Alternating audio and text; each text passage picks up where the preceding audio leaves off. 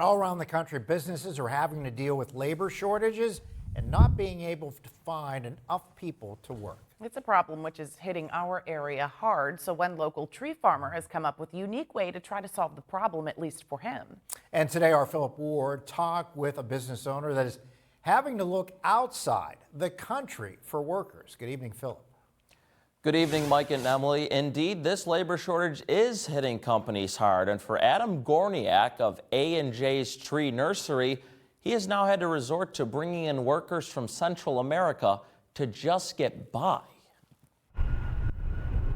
Typically, people go to the Erie International Airport because they're leaving Erie or coming back home. They pick up their bags and they're on their way. But for two migrants from Guatemala, Erie is now their home for the next 10 months.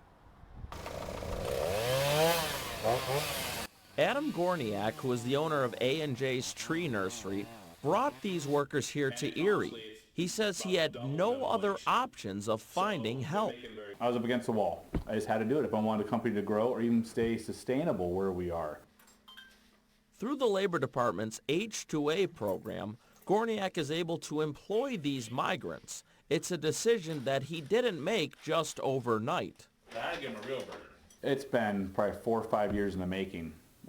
Workers would show up, be for a week or two, would leave, don't have the work ethic like people used to.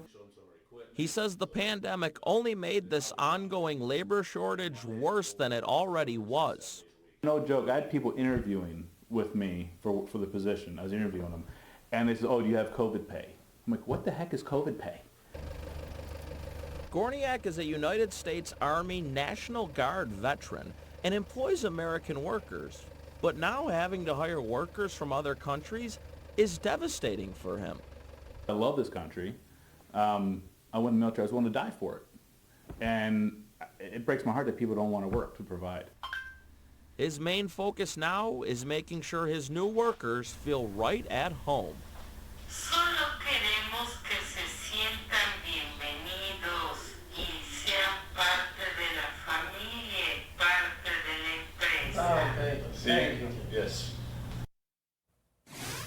Mike and Emily, Gorniak also tells me that after our initial reporting on his situation, other local agricultural businesses have been asking him how they too can apply for the H-2A program. Live in the studio, Philip Ward, Erie News Now.